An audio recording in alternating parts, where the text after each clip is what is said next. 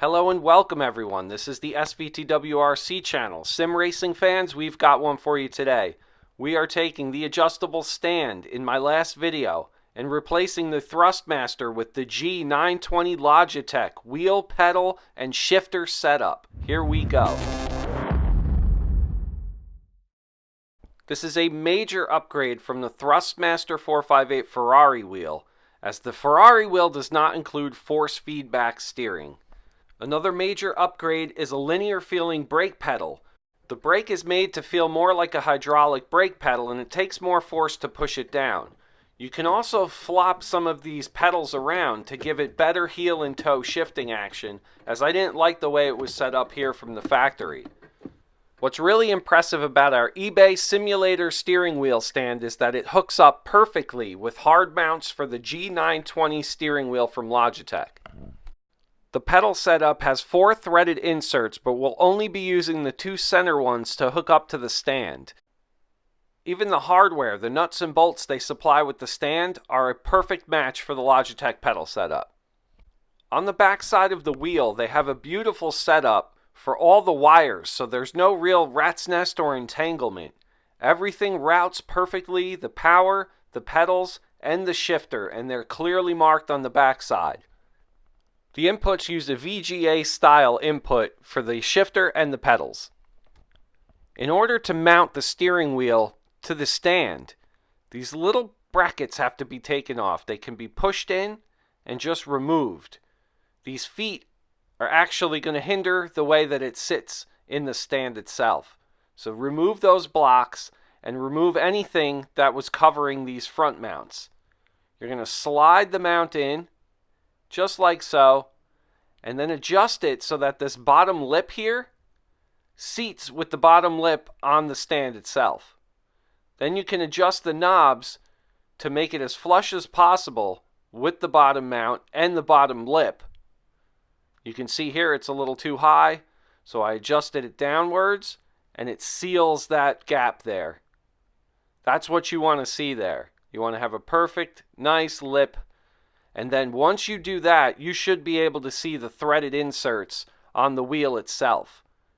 Now you can take 2 of the Phillips head supplied screws with the hardware kit and thread them in with some washers. Before tightening everything down, you'll see that there's a small gap even when adjusted down completely to meet the lip. They supply these little foam spacers, and you can put these wherever you want. They even have stick on the other side of them, so they're an adhesive.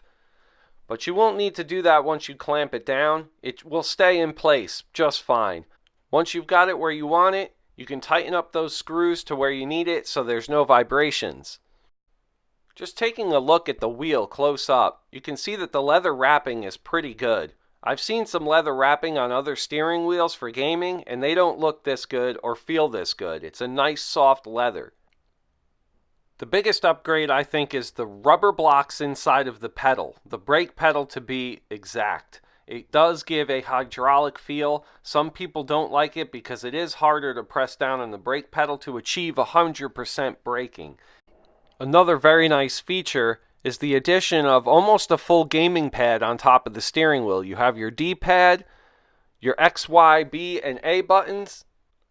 There's your start and select buttons to the side, and also your shifter paddles work as a left and right button, but also there's 2 left and right buttons that can be assigned that are on the wheel itself as buttons. I had to make an adjustment to the brake inside of Dirtrally2.0 settings.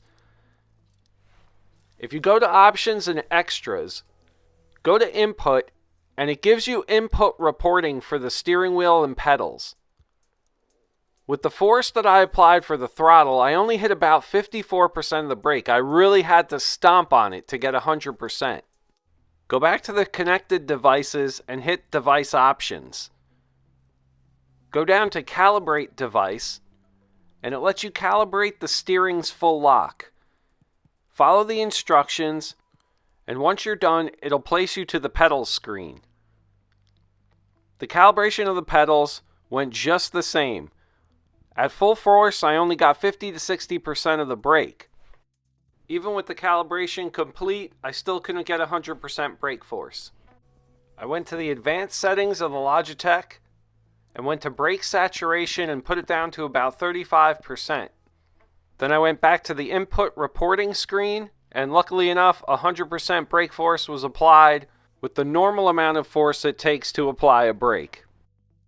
Now let's talk price real quick. I got the wheel and pedal kit separate from the shifter. The shifter is an option, but it is included in some of the Logitech kits.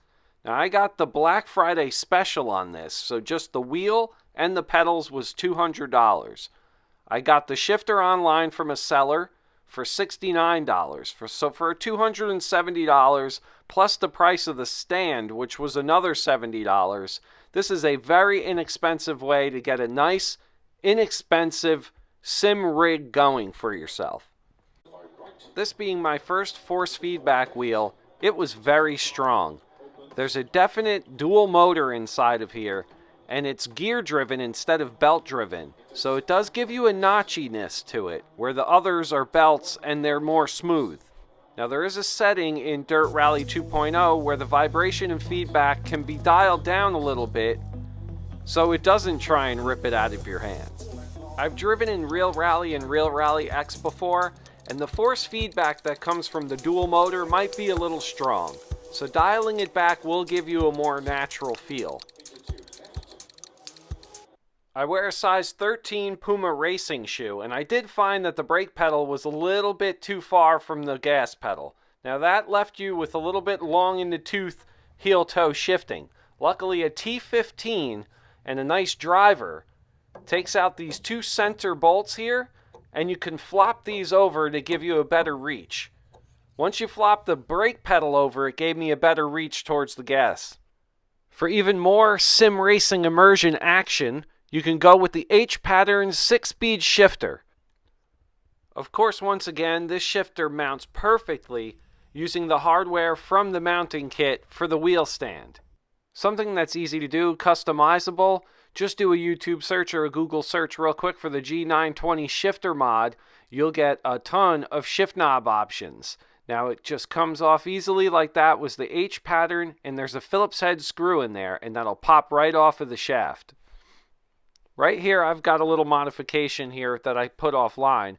This is an M3 by 20, so it's a little longer, and it utilizes that T15. Now, it'll draw the two bolts that are opposite of each other, and then you use a rubber band to make it a sequential style shifter or a returnable hydraulic e-brake, like used in fancy rally cars.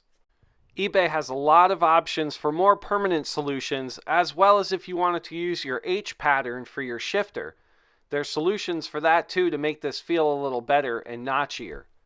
Be creative with your shift knob. If you're going to go with an extension, I went with a rally extension that was threaded and just used some tape so the threads would catch. Dirt Rally allows you to reprogram that shifter to be a sequential plus and minus shifter, or you can just use fourth gear to remap it as a handbrake.